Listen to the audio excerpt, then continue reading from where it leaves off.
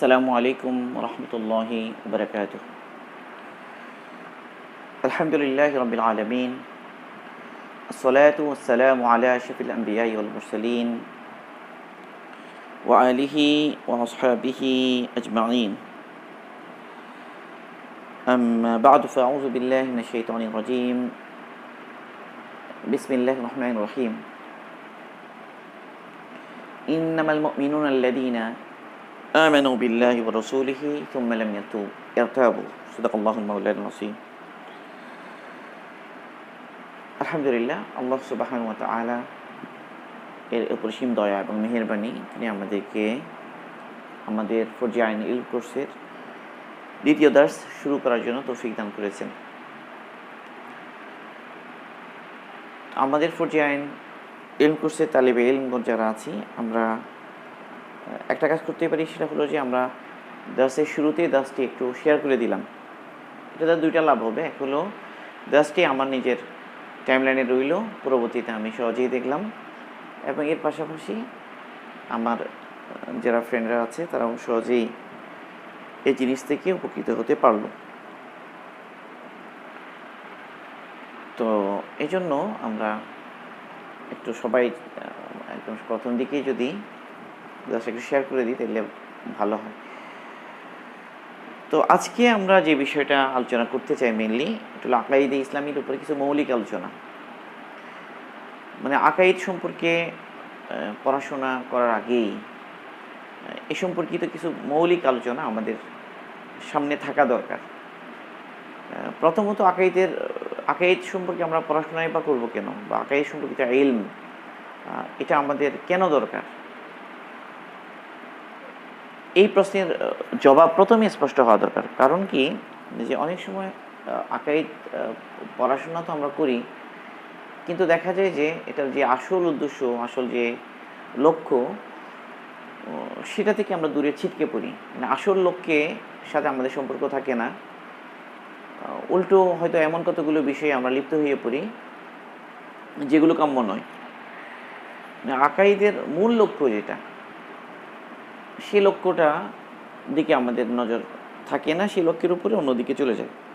এই জন্য প্রথমতই আমাদের সামনে পরিষ্কার হওয়া দরকার যে আকাইদ সম্পর্কে আমাদের যে পড়াশোনা বা আমাদের যে আলোচনা, এটার প্রথম লক্ষ্যগুলো কী, কী উদ্দেশ্যে আমরা আকাইদ সম্পর্কে পড়াশোনা করব, এই বিষয়টা শুরুতেই গুরুত্বপূর্ণ। তো এই বিষয়ে আমরা কিছু আলোচনা আজকে করতে চাই, এবং এর পাশাপাশি আরেকটা বিষয় আমরা আলোচনা করার আমাদের ইনশাআল্লাহ খেয়াল আছে, যদি আমরা সময় পাই আর কি, সময় করতে পারি, তাহলে আমাদের আকাইদের যে বুনিয়াদ, আমাদের ইসলামী যে আকাইদ, এটার যে বুনিয়াদ, এই বুনিয়াদের ব্যাপারে কিছু আলোচনা, এটার ভিত্তি কেমন, কতটুকু মজবুত, এটা আমাদের সামনে পরিষ্কার হওয়া দরকার। তো প্রথমত যে আমরা যদি একদম লক্ষ্যের দিকে খেয়াল করি, যে আমাদের আকাইদের যে আলোচনা, এটার মূল লক্ষ্য যদি আমরা বলি, তো সেটা হচ্ছে যে আকাইদ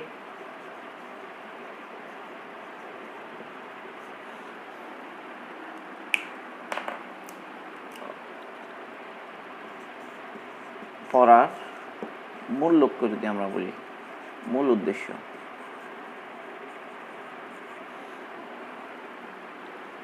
তো এক হলো প্রথমত হলো আমার নিজের আকাইদকে বিশুদ্ধকরণ। বিশুদ্ধ আকাইদ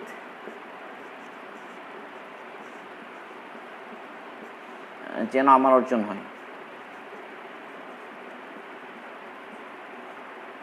যেন বিশুদ্ধ আকাইদ আমার অর্জন হয়, এটা হলো প্রথম কথা। এর পাশাপাশি আমি যেন নাজাতপ্রাপ্ত দলের অন্তর্ভুক্ত হতে পারি।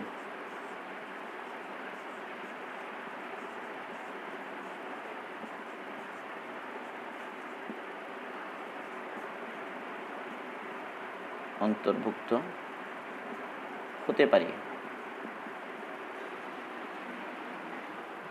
এবং আমি যেন বাতিল ফিরকা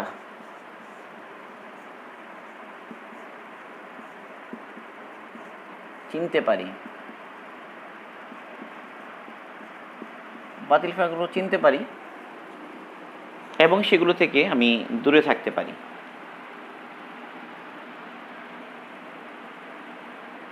বিশুদ্ধ আকাইদ অর্জন হয় কারণ এই আকাইদই হলো মূল ইমানের ভিত্তি। তো এই জন্য যদি এক কথায় বলতে চাই আমরা যে বিশুদ্ধ আকাইদ এটা অর্জন করার উদ্দেশ্য হলো আমার যেন বিশ্বাস দৃঢ় হয়, দৃঢ় বিশ্বাস অর্জন হয়। দৃঢ় বিশ্বাস মানে মজবুত ইমান, যেটাকে ইয়াকিন বলা হয়, ইয়াকিন অর্জন হয়।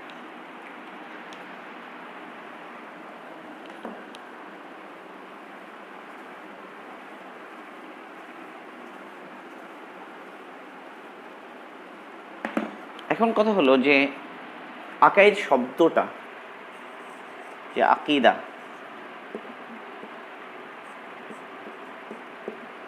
তাই না, আকিদা এই শব্দটা গঠিতই হয়েছে আকদুন থেকে। আকদুন শব্দ এর অর্থ হচ্ছে মজবুত বন্ধন বা গিরা দেওয়া, শক্ত করে বাঁধা। মানে আমাদের এই বিশ্বাসগুলোকে আমাদের অন্তরে মজবুতির সাথে বসাতে হবে, দৃঢ়ভাবে বসাতে হবে। অন্তরে যদি দৃঢ়ভাবে আমরা বসাতে পারি, এই বিশ্বাস আমার অন্তরে যদি বসাতে পারি, তাহলে এই দৃঢ় বিশ্বাস সেটা অর্জন হবে, ইয়াকিন অর্জন হবে, ইয়াকিন অর্জন হবে।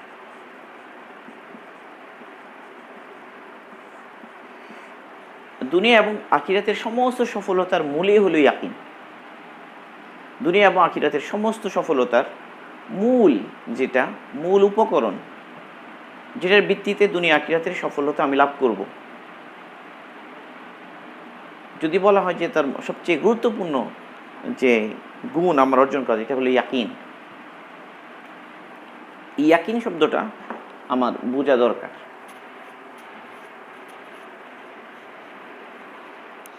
তাহলে আমাদের লক্ষ্য হলো ইয়াকিন অর্জন করা,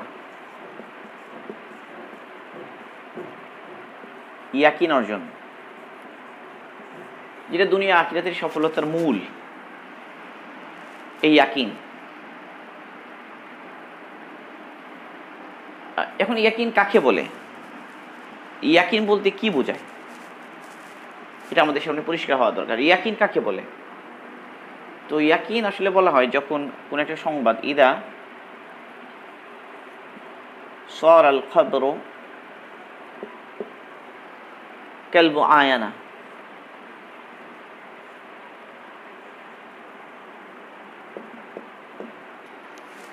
যখন কোন একটা সংবাদ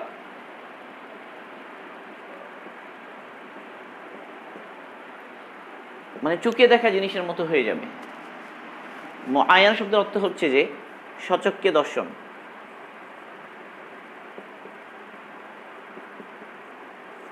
খবর মানে সংবাদ। কোন একটা সংবাদ সেটা আমি শুনেছি, দেখিনি, কিন্তু এই শোনা খবর তার উপর বিশ্বাসটা এমন যেন আমি সচক্ষে দেখেছি। মানে সচক্ষে নিজের চোখে দেখলে যেভাবে আমি বিশ্বাস করতাম, যেভাবে আমি এটা মানতাম, আমার বিশ্বাসটা এমন পর্যায়ে চলে গিয়েছে ওই খবরের উপরে। এটি কি বলা হয়? ইয়াকিন, দৃঢ় বিশ্বাস, দৃঢ় ইয়াকিন। তো ইয়াকিন এটা হলো সমস্ত সফলতার মূল, ইয়াকিন অর্জন করা। তো ইয়াকিন, তাহলে এই ইয়াকিনের বিপরীতে একটা শব্দ আছে, এটা হলো সন্দেহ। সন্দেহ এবং ইয়াকিন, মানে যেখানে কোনো সন্দেহের অবকাশ নেই সেটাই হলো ইয়াকিন। সন্দেহ এবং ইয়াকিন বিপরীত। মুমিন যে ঈমান আনে তার ঈমান হয় সন্দেহ মুক্ত। ইন্নামাল মুমিনুনা আল্লাযীনা আমানু বিল্লাহি ওয়া রাসূলিহি থুম্মা লাম ইয়ারতাবু।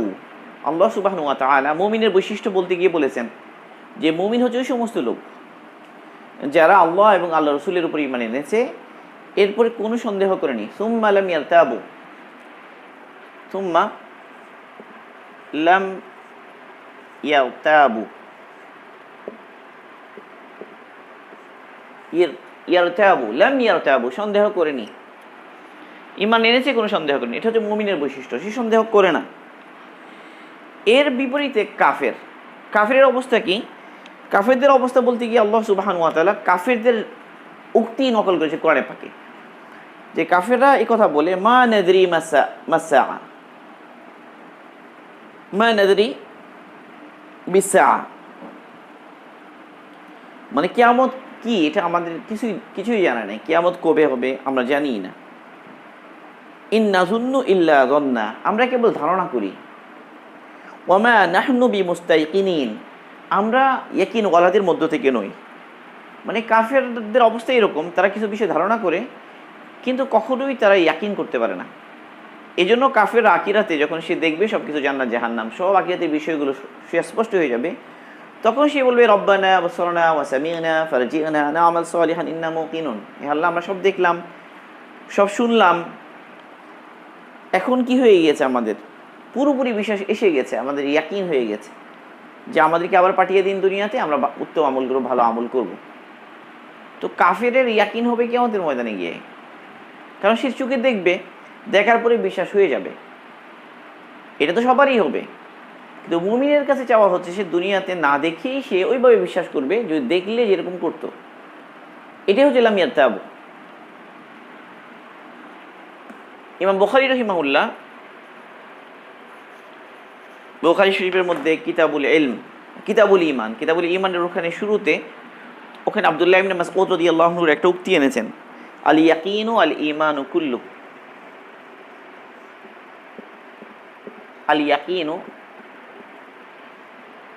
আল ঈমানু কুল্লু,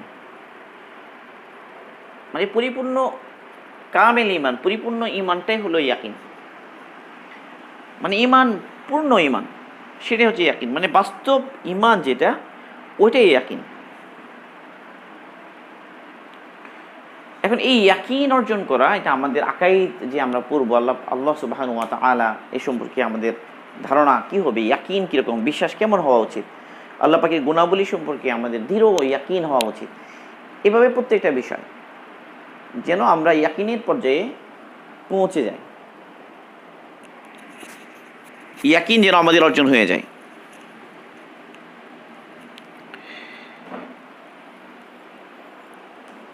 এখন এই ইয়াকিনের ভিত্তিতেই দুনিয়া আখিরাতে সমস্ত সফলতা, যেটা আমরা বললাম। এবং কোরআনে পাকেও অনেক জায়গায় আল্লাহ সুবহানাহু ওয়া তাআলা ইয়াকিনওয়ালাদের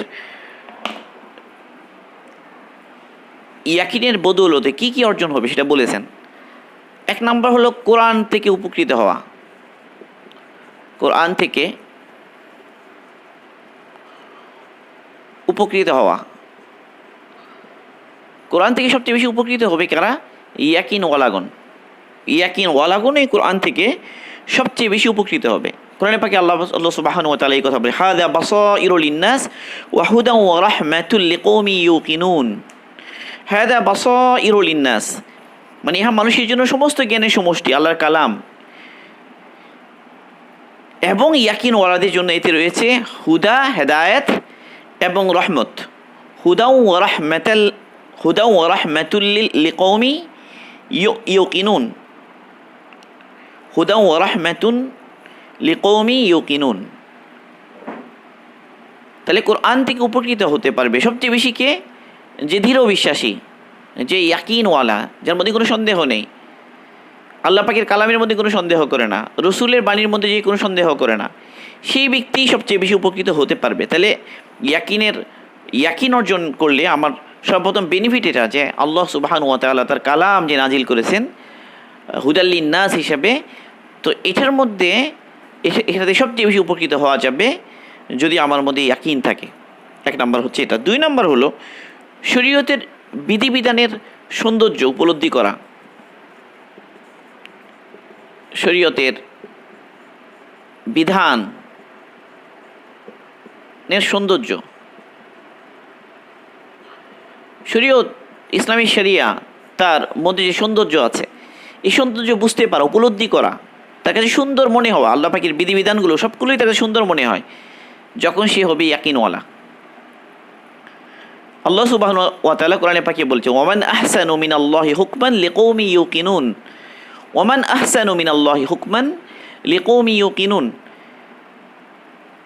মানে আল্লাহ পাকের বিধিবিধানের মধ্যে, মানে আল্লাহ পাকের বিধিবিধানকে উত্তম মনে করার ক্ষেত্রে,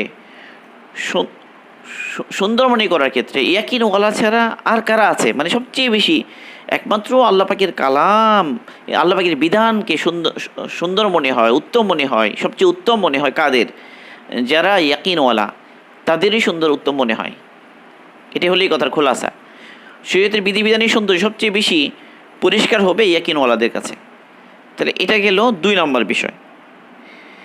3 নম্বর যেটা, কোরআনে পাকে আল্লাহ সুবহানাহু ওয়া তাআলা মানে যারা দ্বীনের ক্ষেত্রে যারা ইম্মা হয়, ইমাম হয়, তাদের সিফাত বর্ণনা করেছে। বিশেষ করে বনি ইসরাইল দ্বীনের যারা ইমাম, তাদের গুণ,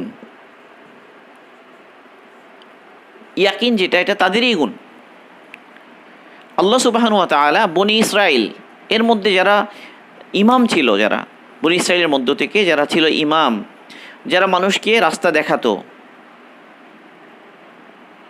হকের দিকে যারা পথ প্রদর্শন করতো, তাদের বৈশিষ্ট্য বলতে গিয়ে আল্লাহ সুবহানাহু ওয়া তাআলা 2টা গুণের কথা বলেছেন।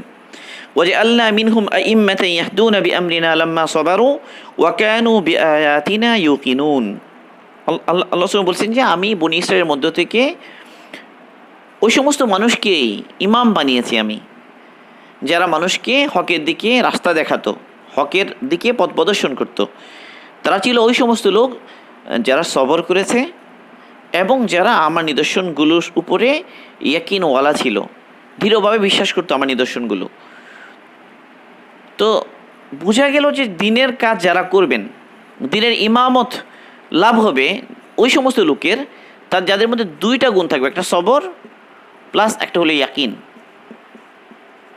সবর এবং ইয়াকিন এই 2টা ছাড়া দিনের কাজের মধ্যে আগে বাড়া, অগ্রসর হওয়া, তরক্কি লাভ করা, এটা কি হয় না, সম্ভব হয় না। এখানে সবর দ্বারা উদ্দেশ্য হলো আসলে দৃঢ় থাকা, ইস্তিকামা, যেটাকে ইস্তিকামা বলা হয়, দিনের উপরে মজবুত থাকা। ইস্তিকামা ওই ব্যক্তি দিনের উপরে ইস্তিকামা থাকতে পারে যে ইয়াকিনওয়ালা, যে দৃঢ়ভাবে বিশ্বাস করে, দৃঢ়ভাবে সে মেনে নেয়, তার কোনো সন্দেহ থাকে না, সেই ব্যক্তি ইস্তিকামা থাকতে পারে, দৃঢ় হতে পারে দিনের উপরে, শরিয়ার উপরে। তাহলে দিনের যারা ইমাম, তাদের গুণ হলো ইয়াকিন।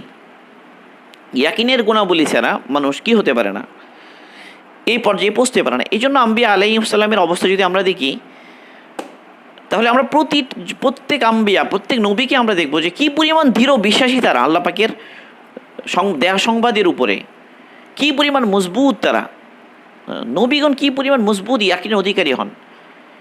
এবং তারা যেন মজবুত ইয়াকিনের অধিকারী হন, এই জন্য তাদের তরবিয়ত স্বয়ং আল্লাহ সুবহানাহু নিজে করেন, নিজে তরবিয়ত করেন। কোরআনে পাকে যেই নবীর দাওয়াত, যে নবীর বিভিন্ন ঘটনা আল্লাহ সুবহানাহু ওয়া তাআলা সবচেয়ে বেশি বর্ণনা করেছেন, তিনি হচ্ছেন ইব্রাহিম আলাইহিস সালাম। ইব্রাহিম আলাইহিস সালাম,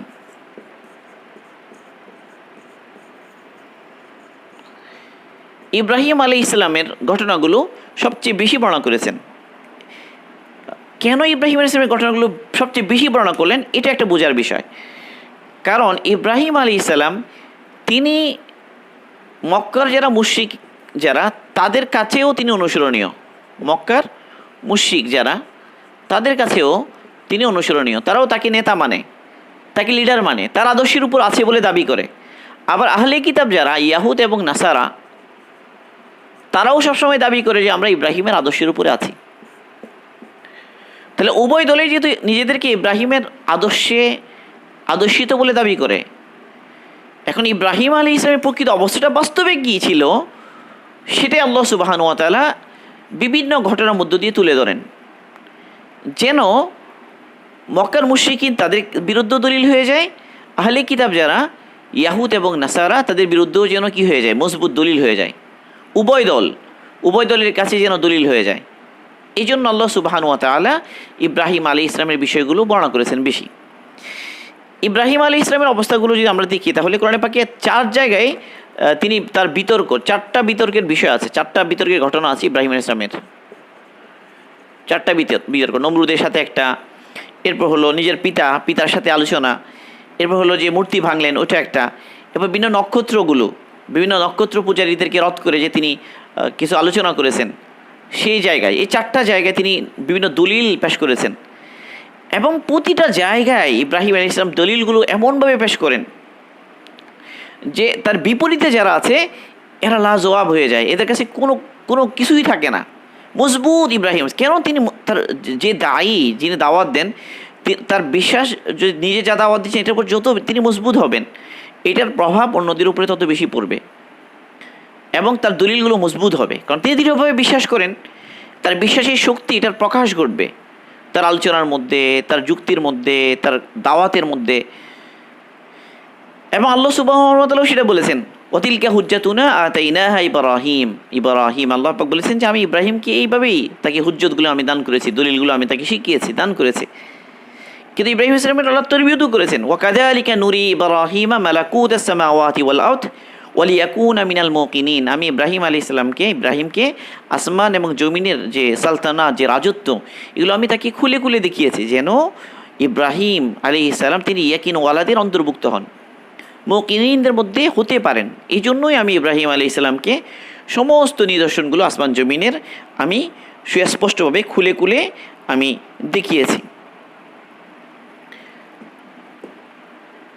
তো আমরা বলছিলাম যে দিনের ক্ষেত্রে যারা ইমাম হন, দিনের পথে যারা রাস্তা দেখান, তাদের বড় বৈশিষ্ট্য যে তারা ইয়াকিনওয়ালা, তারা নিজে ইয়াকিনের উপর থাকেন, দৃঢ় বিশ্বাস করেন, কোনো সন্দেহ করেন না।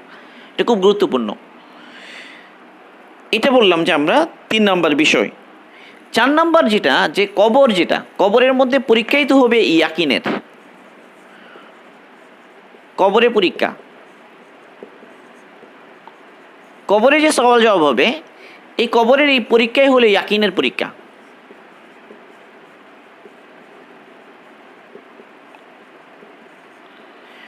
ইয়াকিনের পরীক্ষা। এই জন্য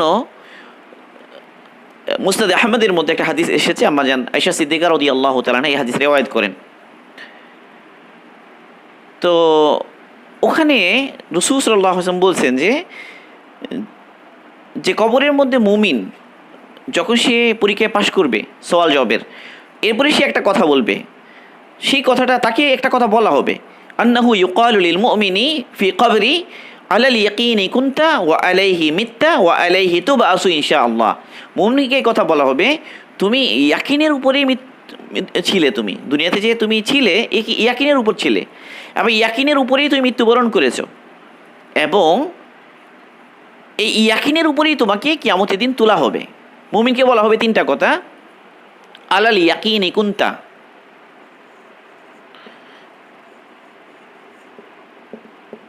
আলাল ইয়াকিনি কুনতা, তুমি ছিলে, আলাল ইয়াকিনের উপর ছিলে তুমি, আলাল ইয়াকিনি কুনতা, তুমি ইয়াকিনের উপর ছিলে, ওয়া আলাইহি মিত্তা,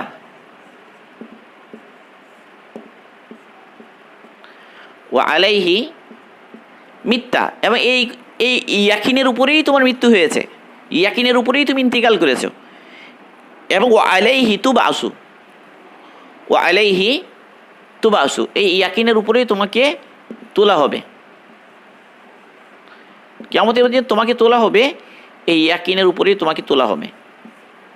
মুমিনকে কথা বলা হবে, কারণ কবরের মূল পরীক্ষাই তো ইয়াকিনের। তাইলে আমরা যদি আকাইদকে দৃঢ় করতে পারি, আকাইদের ইলম আমাদের থাকে, এবং এই আকাইদের যে ইলমগুলো, এগুলোর উপর মেহনত করে, এগুলো মুমারাসা চর্চা করে যদি আমরা মজবুত ইয়াকিন তৈরি করতে পারি, কবরের এই পরীক্ষাতে পাশ করা আমাদের জন্য সহজ হবে, কবরের ইমতিহান আমাদের জন্য সহজ হবে। এর বিরুদ্ধে মুনাফিককে বলা হবে যে তুমি ছিলে সন্দেহের উপরে, তাকে বলা হবে কুনতা আলা শাক, তুমি সন্দেহের উপর ছিলে, ওয়া আলাইহি মিত্তা ওয়া আলাইহি তুবআসু ইনশাআল্লাহ, যে তোমাকে ইনশাআল্লাহ আল্লাহ যদি চান তোমাকে এই সন্দেহের উপরেই তোমাকে উত্তোলন করা হবে। মুনাফিককে বলা হবে।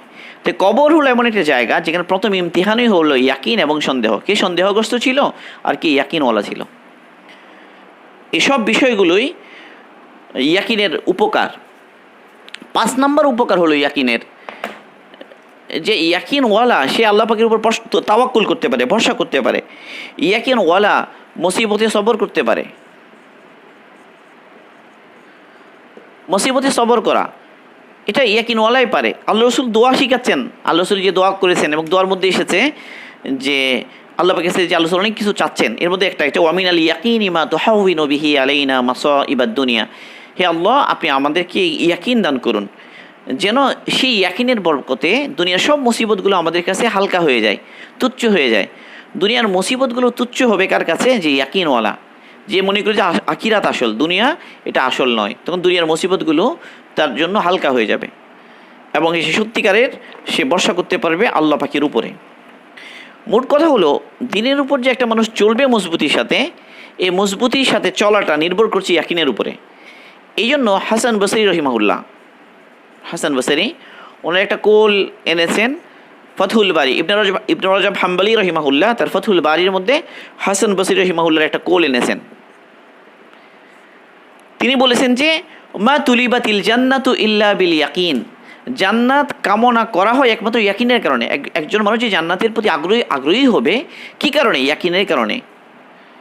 ওয়ালা হুরিবা মিনান্নার ইল্লা বিল ইয়াকিন, একজন মানুষ থেকে জাহান্নাম থেকে পলায়ন করবে, জাহান্নাম থেকে বাঁচতে চাইবে সে, কেবল তার ইয়াকিনই তাকে জাহান্নাম থেকে বাঁচার জন্য তাকে ফিকিরবান করবে, জাহান্নাম থেকে বাঁচার দিকে উদ্বুদ্ধ করবে তাকে, তার ইয়াকিন। আরও বলছে ওয়ালা উদ্দিয়াতিল ফারাইদু ইল্লা বিল ইয়াকিন, আল্লাহ পাকের যে ফরজ বিধানগুলো এগুলো সুন্দর করে গুছিয়ে ভালোভাবে আদায় করবে কে? একমাত্র ইয়াকিনওয়ালা। ইয়াকিনের বুনিয়াদের উপরেই মানুষ ফরজ বিধানের উপরে সে চলতে পারবে। এবার তিনি বলছেন ওয়ালা সুবিরা আল্লাহ হক ইল্লা বিল ইয়াকিন, যে সব হকের উপর সবর করা যায় না ইয়াকিন ছাড়া।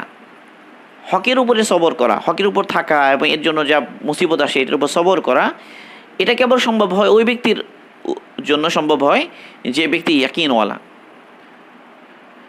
তো এই জন্য ইয়াকিন এটা দুনিয়াতেও এই বিভিন্ন গুণাবলীর সাথে চলার জন্য ইয়াকিন দরকার। ইবাদতের মধ্যে 6 নম্বর যেটা, 7 নম্বর হবে এটা, যে ইবাদতের মধ্যে সর্বোচ্চ পর্যায় যেটা ইবাদতে ইহসান যেটাকে বলা হয়, এই ইবাদতে ইহসান যেটা, এটা ইয়াকিনওয়ালারই অর্জন হয়। যেটা হাদিসে জিবরিলের মধ্যে এসেছে যে আল্লাহ রসুলকে জিবরাইল আলাইহিস সালাম 3টা প্রশ্ন করেছিলেন, মাল ইমান, মাল ইসলাম, মাল ইমান, মাল ইহসান।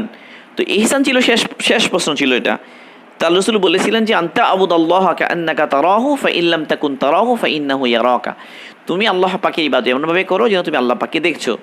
আর যদি সেটা সম্ভব না হয় তো এইভাবে ইবাদত করো যে আল্লাহ পাক তোমাকে দেখছেন। এই যে অবস্থাটা হবে ইবাদতের মধ্যে, এটা ইয়াকিনওয়ালারই হবে। ইয়াকিনওয়ালা ছাড়া অন্যদের জন্য এই ধরনের ইবাদত নসিব হবে না। যার ইয়াকিন যত মজবুত হবে তত বেশি সে তার ইবাদত উত্তম হবে, সুন্দর হবে। এসবগুলো গুণাবলী যেন আমার অর্জন হয়, সেই জন্যই আমাকে আকাইদের উপরে মেহনত করতে হবে। তো আকাইদের মধ্যে কেবল একবার শিখে নিলাম এটা নয়, তাহলে দুটা বিষয়। এক হলো আকাইদের ইলম আমার লাগবে, আকাইদের ইলম লাগবে আমার। এই আকাইদের ইলমের মুমারাসা করতে হবে আমাকে, মানে চর্চা।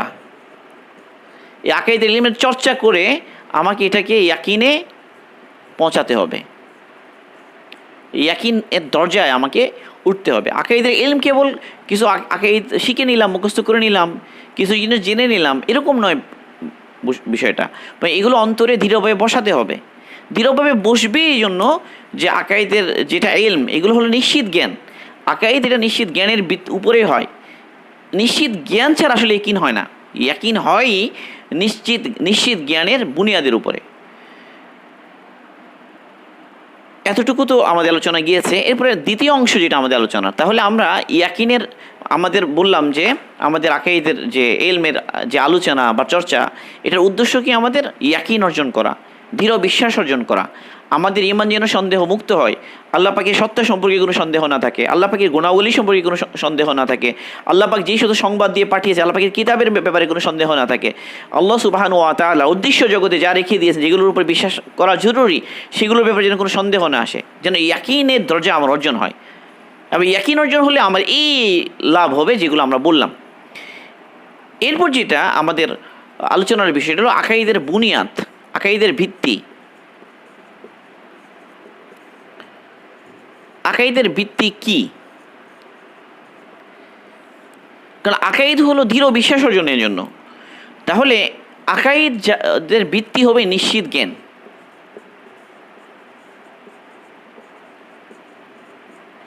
আকাইদের ভিত্তি হচ্ছে নিশ্চিত জ্ঞান। নিশ্চিত জ্ঞানের ভিত্তিতে আকাইদ। আমাদের যে ইসলামী আকাইদ সেটার ভিত্তি এত মজবুত, এত দৃঢ়, এত দৃঢ় আমাদের আকাইদের ভিত্তি, দুনিয়ার অন্য কোনো তন্ত্র, অন্য কোনো সূত্র, ফর্মুলা, অন্য কোনো দর্শন সহজে এই ভিত্তিকে টলাতে পারবে না। মানে এই কথাটা শুধু কেবল দাবি নয় আসলে। মানে আমরা যেহেতু মুসলমান হিসাবে জাস্ট আমরা আমাদের বিশ্বাস, আমাদের আকিদা, এটাকে আমরা না হয় এভাবে দাবি করলাম এটা মজবুত অনেক কিছু, এটা কেউ রদ করতে পারে, এটা কেবল দাবি নয় আসলে।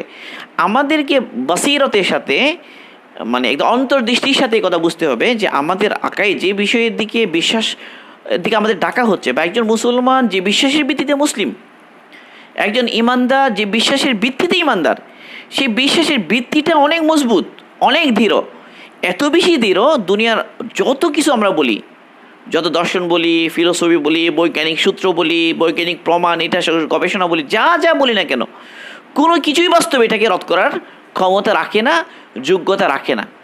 এই কথাটা কেবল দাবি হলে হবে না, এই কথাটা একদম অন্তর্দৃষ্টির সাথে বুঝতে হবে। এরপরে যে কথাটা বলতে চাচ্ছি যে কেন আকাইদের ভিত্তিটা নিশ্চিত জ্ঞান হতে হবে, এই কথাটা একটা বোঝা জরুরি যে আকাইদের ভিত্তি কেন নিশ্চিত জ্ঞান হওয়া দরকার। কারণ আল্লাহ সুবহানাহু ওয়া তাআলা কোরআনে পাকে বলেছেন যে ওয়ালা তাকফু মা লাইসা লাকা বিহি ইলম ইন্নাস সামআ ওয়াল বাসারা ওয়াল ফুআদা কুল্লু উলাইকা কানা আনহু মাসউলা। যে তুমি কি করো না, যে বিষয়ে তোমার নিশ্চিত জ্ঞান নেই, তুমি সেই জিনিসের পিছনে পড়ো না। এই আয়াতটা অনেক গুরুত্বপূর্ণ। আমাদের যে আকাইদের যে ইলম, এটা কেন নিশ্চিত জ্ঞানের ভিত্তিতে হতে হবে, কোনো ধারণার ভিত্তিতে নয়। একটা হলো নিশ্চিত জ্ঞান, এর বিপরীত হচ্ছে যে কিছু ধারণা বা কিছু কল্পনা। নিশ্চিত জ্ঞানের ভিত্তিতে কেন? আল্লাহ পাক নিজেই বলছেন যে তুমি কি করো না, ওয়ালা তাকফু, ওয়ালা তাকফু,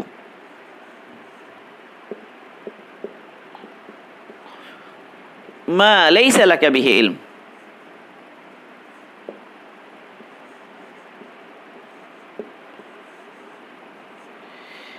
ওয়ালা তাকফু মা লাইসা লাকা বিহি ইলম।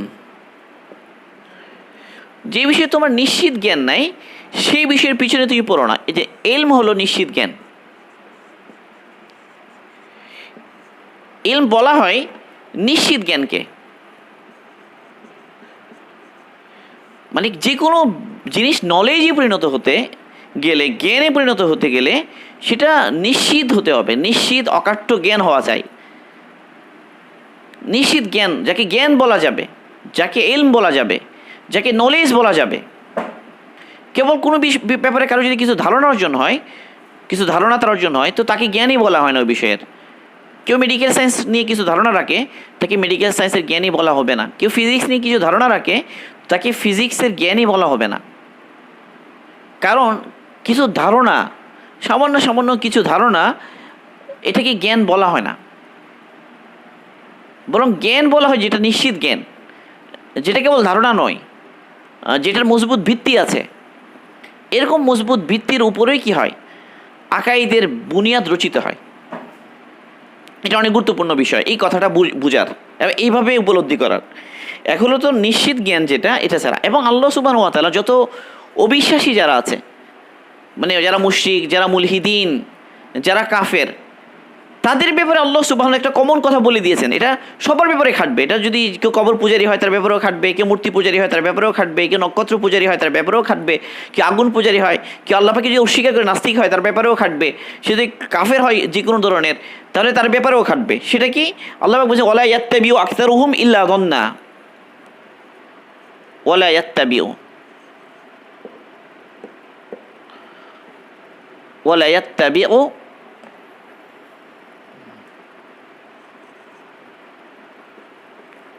আকসারুহুম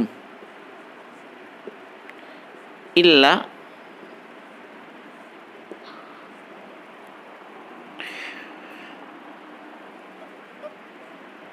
যান্নান।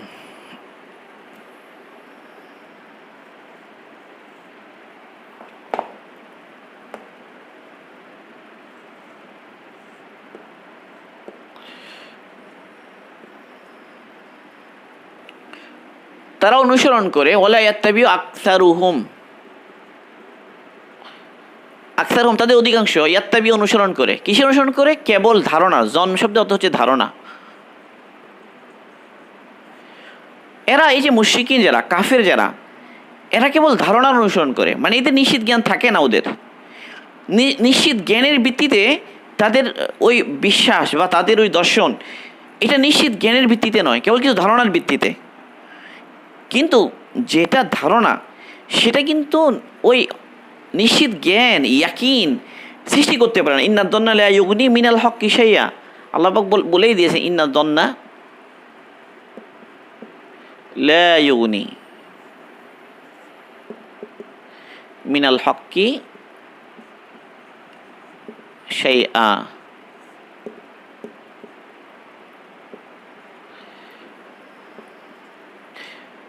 যেটা ধারণা, লা ইউগনি মিনাল হক্কি শাইআ, ধারণা যেটা, এটা কখনোই মানে দৃঢ়তা, ইয়াকিন, দৃঢ় বিশ্বাস, হক পর্যন্ত পৌঁছতে পারে না। মানে ধারণা এটা হক থেকে অনেক দূরে। তো এই জন্য যে আমাদের যে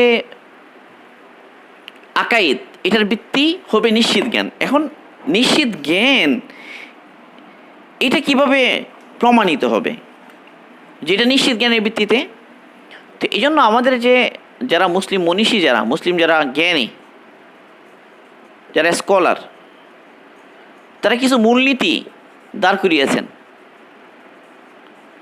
কিছু মূলনীতি দাঁড় করিয়েছেন, যেন এই আকাইদের ভিত্তি, বিশ্বাসের ভিত্তি হয় মজবুত নিশ্চিত জ্ঞান। নিশ্চিত জ্ঞানের ভিত্তিতেই যেন আমাদের বিশ্বাস রচিত হয়।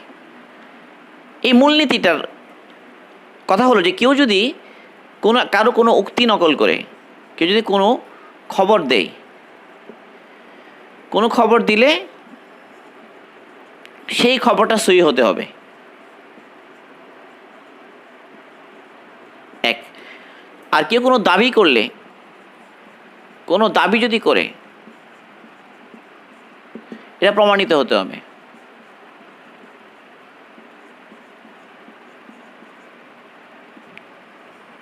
এটা হলো মূলনীতি।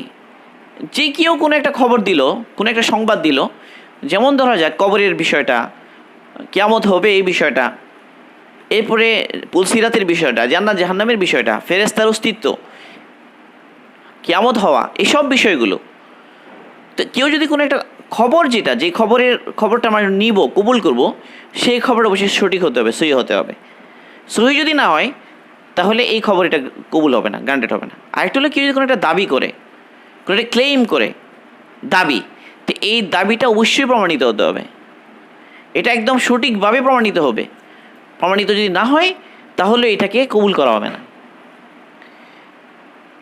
এই যে মূলনীতি, এই মূলনীতি, বিশেষ করে খবর যাচাই করার যে মূলনীতি,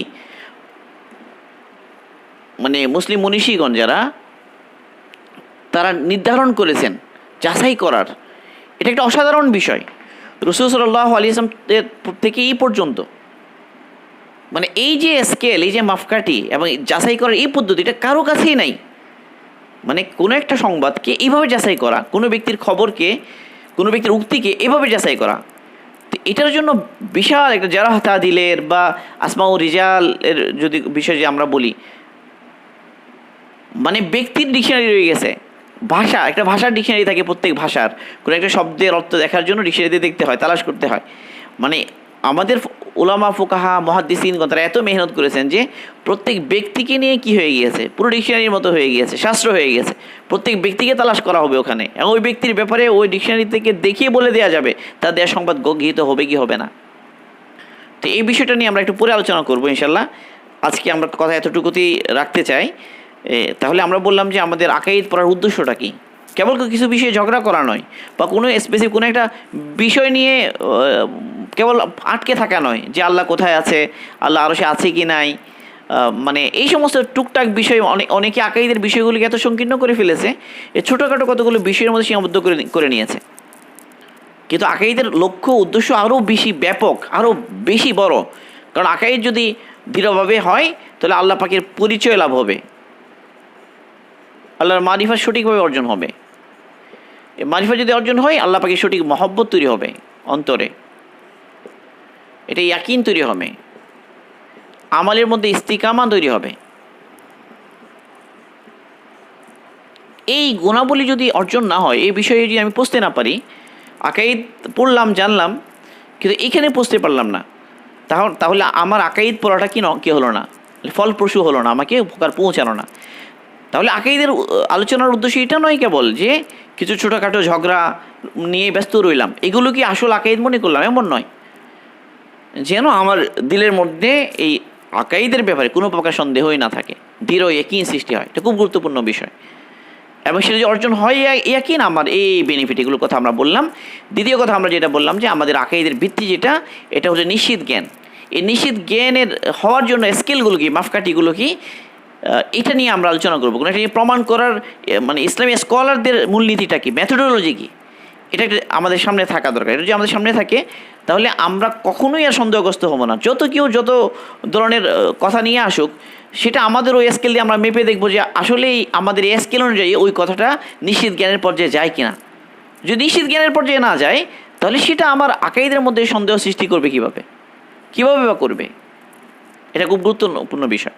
তো এটা নিয়ে হয়তো আল্লাহ পাক তৌফিক দিলে সামনে আমাদের আলোচনা হবে ইনশাল্লাহ।